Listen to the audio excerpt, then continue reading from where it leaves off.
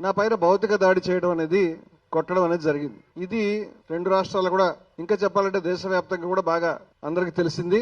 దానికి దేశవ్యాప్తంగా రెండు తెలుగు రాష్ట్రాల్లో ప్రజాస్వామికవాదులైనటువంటి వాళ్ళు, హిందూ మత విలువల పట్ల గౌరవం ఉన్నటువంటి వాళ్ళు, ఆ మాటకొస్తే దేశవ్యాప్తంగా కాదు ప్రపంచవ్యాప్తంగా కూడా అనేక మంది మాట్లాడడం, ఖండించడం, సందేశాలు పెట్టడం, వారికి అర్థమైనటువంటి పద్ధతిలో ప్రొటెస్ట్ని తెలియజేయడం, ఆ ప్రొటెస్ట్ని వారి చేతిలో ఉన్నటువంటి మీడియా ద్వారా, సోషల్ మీడియా కానివ్వండి, మరొక రకంగా వ్యక్తపరచడం.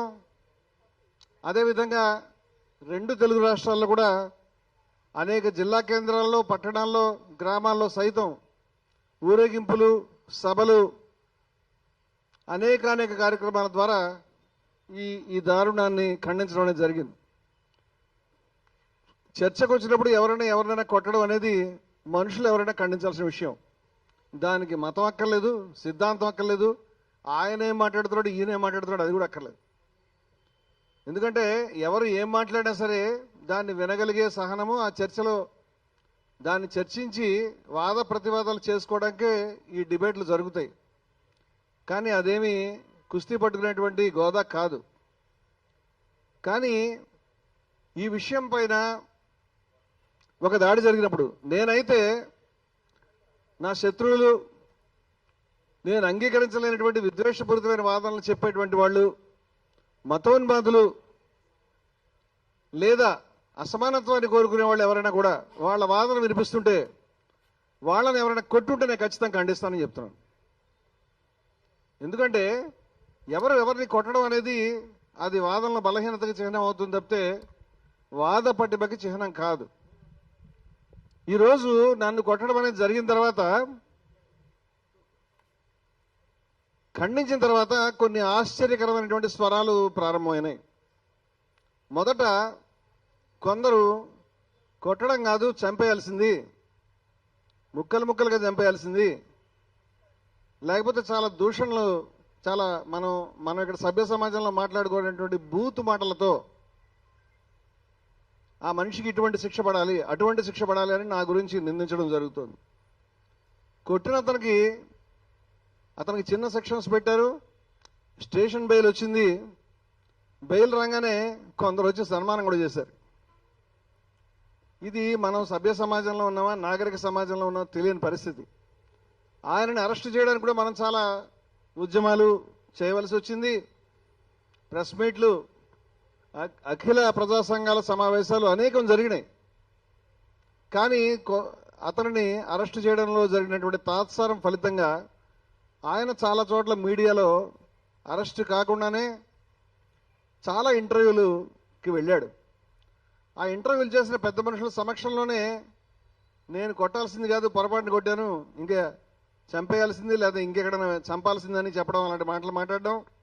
ఇంకొందరు అయితే, ఏమయ్యా కెమెరా ముందు ఎందుకు కొట్టావయ్యా, కొంచెం ఇంటికి వెళ్ళి కొడితే బాగుండేది కదా, ఆఫీస్కి వెళ్ళి కొడితే బాగుండేది కదా అని చాలా నీచమైన, నికృష్టమైనటువంటి, అసలు ఎందుకు ఇలా మాట్లాడుతున్నారో తెలియదు. కొంతమంది ఆయన సమక్షంలో, ఆయన లేనప్పుడు కూడా వీడియోలు పెట్టి రమణమూర్తిని కొట్టాలంటే మార్గాలను కూడా సూచించారు, ప్రోత్సహించారు, కొట్టాల్సింది తప్పు లేదన్నారు. ఇంతేకాకుండా ఆ రోజు నుంచి మొదలుకొని నా పైన ఎక్కడెక్కడి నిందలు కూడా నా పైన వేస్తున్నారు. నాకు అర్థమైనటువంటి నిందల్ని కొన్ని మీ దృష్టికి తీసుకొస్తాను. ఈ నిందలు సమంజసమా, సబబా కాదా అనేటువంటి వాటికి నేను నా జవాబు చెప్తాను. తర్వాత జవాబు చెప్పేటువంటి అవకాశం ఉంటుందో లేదో కూడా నాకు తెలియదు. ఎందుకంటే రోజు ప్రతి గంట కూడా నేను ఫోన్స్ రిసీవ్ చేసుకుంటున్నాను. కొట్టేస్తాం, చంపేస్తాం అనేటువంటి కాల్స్ని బయట కూడా పోస్టులు పెడుతూ ఉన్నారు. అంచేత నాకున్న ఈ సమయంలోనే నేను నా అభిప్రాయాల్ని చెప్పాలని అనుకుంటున్నాను. మీరు కొట్టినా, చంపినా. ఇక్కడ నా పైన ఉన్నటువంటి విమర్శలు ఏమిటంటే, నేను మిస్ అయిన ఉంటే ఇక్కడ ఉన్న వాళ్ళు సూచిస్తే కూడా నేను రాసుకుని దానికి జవాబు చెప్పే ప్రయత్నం చేస్తాను. ఈ ఇంటర్వ్యూ లేదా క్షమించాలి, ఈ యొక్క పత్రికా సమావేశం, ఈ వివరణ కొంచెం సుదీర్ఘంగా ఉంటుంది. రాముడి మీద, కృష్ణుడి మీద ఈయన దూషణలు చేశాడు, నిందించాడు అనేటువంటిది ఒక విమర్శ. ఈయన వేషం అంతా కూడా మోసమే, ఈయన వేషం వేసుకొచ్చాడు, ఈయన హిందూ వ్యతిరేకి, ఈయన దేశ వ్యతిరేకి, ఈయనకి 2 ముఖాలు ఉన్నాయి. ఈయన పైన అనేక కేసులున్నాయి, చాలా క్రిమినల్ దుర్మార్గుడు అనేటువంటి నాకు అర్థమైనంత వరకు ఇవి క్లుప్తంగా ఉన్నవి. మరి ఏదైనా ఉంటే కూడా మీరు చెప్తే నేను దానికి జవాబు చెప్పడానికి ప్రయత్నం చేస్తాను. మధ్యలో చెప్పినా కూడా జవాబు చెప్పడానికి ప్రయత్నం చేస్తాను. ఇక్కడ ఈ అంశాలకు జవాబు చెప్పడానికి నేను ప్రయత్నం చేద్దామని అనుకుంటున్నాను. ఇవి జవాబు చెప్పే ముందు నేను కొన్ని విషయాలు స్పష్టం చేద్దాం అనుకుంటున్నాను. ఒకటి, నేను హిందూని, Hindus for plurality and equality సంస్థ ప్రధాన కార్యదర్శిని, హిందూ విలువలకి కట్టుబడినటువంటి వ్యక్తిని. నేను హిందూ అజ్ఞేయవాదిని, అజ్ఞేయ అద్వైతిని అని కూడా చెప్పాను. అద్వైతం పట్ల మొగ్గు ఉన్న వ్యక్తిని అని. అదేవిధంగా అనేక హిందూ కార్యక్రమాలు నిర్వహించిన వ్యక్తిని. నా రికార్డు చాలా సుదీర్ఘమైనది, చాలా క్లియర్ అయినటువంటిది. విజయ విహారం పత్రిక ప్రారంభం నుంచి కూడా నేను హిందూ పెద్దల గురించి, హిందూ అంశాల గురించి సుదీర్ఘంగా నేను రాసిన వాడిని. ఈరోజు రమణమూర్తి వేషం తిప్పాడు, మోసం చేశాడు, అబౌటర్న్ అయ్యాడు, అంతకుముందు వేరు ఇప్పుడు వేరు అనుకునే చాలా మంది అని కూడా నాకు ఆశ్చర్యం కలిగిస్తుంది. నేనేమి అబౌటర్న్ కాలేదు, ఇప్పుడు ఎలా ఉన్నాను అప్పుడు అలాగే ఉన్నాను. ఈ విషయాలు చెప్తూ కొన్ని విషయాలు సంక్లిష్టంగా ఉన్నాయి. ప్రాబ్లం ఏంటంటే ప్రజల్ని మిస్లీడ్ చేయడానికి సరిపడినటువంటి మామూలు జనరలైజేషన్. సరే, ఎవరు అర్థం చేసుకోకుండా ఎవరు అర్థం చేసుకున్న విజ్ఞులు అర్థం చేసుకుంటారు కాబట్టి చాలా ఇంట్రికేట్గా, అంటే చిక్కుగా, సంక్లిష్టంగా ఉన్నటువంటి ఈ తాత్వికమైనటువంటి ప్రతిపాదనలనండి లేకపోతే విషయాలనండి నేను ఇదే విధంగా మీ ముందు ప్రజెంట్ చేయడానికి ప్రయత్నం చేస్తాను. తప్పదు నాకు. నేను ఒక విషయం చెప్తున్నాను. హిందూ మతం యొక్క నిర్వచనానికి సంబంధించి హిందూ మతం అనేది బహుళమైన అనేక స్రవంతులున్న మతము అని మేము చెప్తూ ఉన్నాం. ఇది బయట మతాలు లాంటిది కాదు అని. ఇప్పుడు కాదు, ఈ నేను చెప్తున్న ఏ మాట ఇవాళ చెప్తున్నది కాదు మీ గురించి. ఎప్పటి నుంచి చెప్తున్న విషయాలు ఇవన్నీ కూడా. మరొకసారి పునశ్చరణగా కొన్ని ప్రతిపాదనలు చెప్తాను. హిందూ మతంలో అందరూ ఒప్పుకునే వాదం కానీ, ఒక పుస్తకం కానీ, ఒకే ఒక దేవుడు కానీ, ఒకే ఒక ప్రాఫెట్ అంటే ప్రవక్త కానీ ఎవరూ లేరు. అందరూ అంగీకరించే విషయాలు లేవు. కానీ అందరూ అంగీకరించే అన్ని స్రవంతులకి సామాన్యమైనటువంటి కొన్ని విలువలు ఉన్నాయి అని చెప్పాను నేను. ఈ విలువలు ద్వేషరాహిత్యము, సమానత్వము, కరుణ, నిర్మోహత్వం అని చాలా పెద్ద జాబితాను మేము ఇచ్చాం. అన్ని హిందూ స్రవంతులు దీనికి కట్టుబడి ఉన్నాయి. హిందూ మతం వేదం మీద ఆధారపడింది మాత్రమే కాదు, అవైదిక సాంప్రదాయాలు ఉన్నాయి. అవైదిక సాంప్రదాయాల ఇంకా ఎన్నెన్నో మహోన్నతమైన సాంప్రదాయాల యొక్క అపూర్వమైన సంగమం మా ధర్మం అని చెప్పాం మేము. అంచేత హిందూ మతం నుంచి విలువల్ని తొలగిస్తే, జ్ఞానం తొలగిస్తే హిందూ మతం కాదు అది. ఇప్పుడు నేను ముందుకొచ్చి చెప్తున్నాను. స్థూలంగా చెప్పాలంటే నేను పురాణాల కేంద్రితమైనటువంటి లేదా శ్రీరాముని కేంద్రితమైనటువంటి హిందూ మతాన్ని గురించి మాట్లాడడం లేదు. నేను ఉపనిషత్తుల కేంద్రితమైనటువంటి ఉపనిషత్ సెంటర్డ్ హిందూయిజం గురించి నేను మాట్లాడుతున్నాను. అది కూడా నేను స్థూలంగా చెప్తున్నాను. అందుకని మిత్రులారా, ఏంటి what happened? Satyam what happened? అందువల్ల ఇవి ప్రధానమైనటువంటి ప్రతిపాదనలు. ఇవి చాలా మందికి అర్థం కావు, నాకు తెలిసిన విషయం అర్థం కావని. But still I will elaborate. నేను దాన్ని చెప్పడానికి, మాట్లాడడానికి ప్రయత్నం చేస్తాను. ఈ విషయాల్ని దృష్టిలో పెట్టుకునే నేను చెప్పేటువంటి విషయాలను మీరు అర్థం చేసుకోవాలి. మరొక విషయం, రాముణ్ణి, పురాణాలని కేంద్రితమైనటువంటి హిందూ మతం కాదు అని, కేంద్రితమైనది కాదు హిందూ మతం అని నేను చెప్తున్నానంటే రాముణ్ణి తిరస్కరిస్తున్నానో, రాముణ్ణి ద్వేషిస్తున్నానో కానే కాదు. చాలా మంది అర్థం చేసుకోవాల్సిన విషయాలు ఏంటంటే, ఇక్కడ రాముడు అనేటువంటి శబ్దాన్ని అనేక మంది అనేక అర్థాల్లో వాడతారు.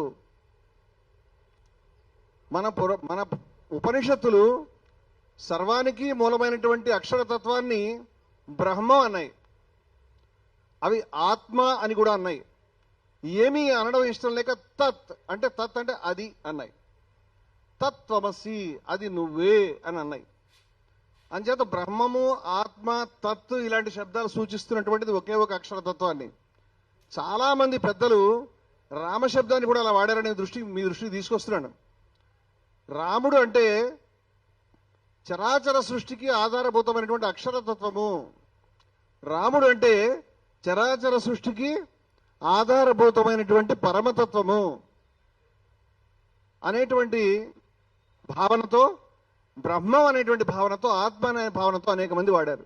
కబీరు రాముని గురించి వాడినప్పుడు కబీరు పౌరాణిక రాముని గురించి, పురాణంలో వర్ణించిన, రామాయణంలో వర్ణించిన రాముని గురించి మాట్లాడడం లేదు. అక్షరతత్వమైనటువంటి రామతత్వాన్ని గురించి మాట్లాడుతున్నాడు. గాంధీ గారి ఈ విషయాన్ని చాలా సుస్పష్టంగా చెప్పాడు. రామరాజ్యం అంటే నేను పౌరాణిక రామరాజ్యాన్ని గురించి, పౌరాణ రాముని గురించి మాట్లాడడం లేదు, దేవుని యొక్క రాజ్యము, చాలా అందరికీ న్యాయం జరిగే రాజ్యం అని మాట్లాడుతున్నాను అని. అంచేత రాముడు అనగానే ఒకటే ఒక దృక్కోణం లేదని అర్థం చేసుకోవాలని చెప్తున్నాను నేను. అంచేత ఒకటి, రాముడు అనగా పరతత్వము, అక్షరతత్వము అనేటువంటి భావన ఒకటి. అలాగే రాముడు దేవుడు, ఆయన దగ్గర అంత న్యాయమే ఉంది అనేటువంటి ఒక కోట్లాది మంది యొక్క విశ్వాసము, భావన ఒకటి. రెండు, వాల్మీకి రామాయణంలో ఉన్నటువంటి కథలు, వర్ణనలకు సంబంధించిన విషయం ఒకటి. వాల్మీకి రామాయణంలో ఏముంది నిజంగా ఎంతమంది చదివారో తెలియదు. వాల్మీకి రామాయణం లోపలికి వెళ్ళేవాళ్ళు కాదు. చాలామంది అనేక రామాయణాలు మన మధ్య ఉన్నాయి. అది భాస్కర రామాయణం, మొల్ల రామాయణం కానివ్వండి, ఉత్తర భారతదేశంలో తులసి రామాయణం కానివ్వండి, లేదా కమ్మ రామాయణం కానివ్వండి, కొన్ని వందల రామాయణాలు ఉన్నాయి. ఈ రామాయణాల్లో చిన్న చిన్న వేరియేషన్స్, పెద్ద వేరియేషన్స్ కూడా ఉంటాయి. జనబాహుళ్యంలో రాముడికి సంబంధించినటువంటి అనేక గాథలు, కథలు, పాటలు, ప్రస్తావనలు ఉన్నాయి. అంచేత ఇక్కడ మనం మాట్లాడుకుంటున్నప్పుడు నేను ఈ విషయాన్ని చెప్తున్నాను. గతంలో కూడా నేను ఈ విషయాన్ని ప్రకటించి ఉన్నాను. I will repeat all this again. ఏమిటంటే, నేను ద్వేషాన్ని, అసమానత్వాన్ని వ్యతిరేకిస్తున్నాను.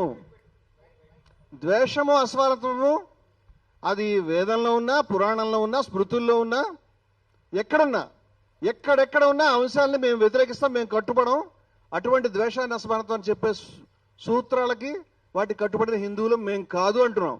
ఇలా అంటున్నాం అంటే అక్కడ ఉన్నాయని కాదు, ఉంటే అని చెప్తున్నాం. మాకు అవగాహన అయినంత వరకు మన ధర్మంలో ప్రధానమైనటువంటి వేదం కానీ, ఉపనిషత్తులు కానీ, వీటిల్లో అసమానత్వం కంటే సమానత్వానికే పెద్దపీట వేశారు. ఋగ్వేదంలో సమానత్వ సూక్తాన్ని చెప్పారు. ఉపనిషత్తు సర్వము ఈశ్వరమయమని ప్రకటించింది. ఈశావాస్యమిదం సర్వం యత్కించిత్ జగత్యాం జగత్ అని ప్రకటించింది.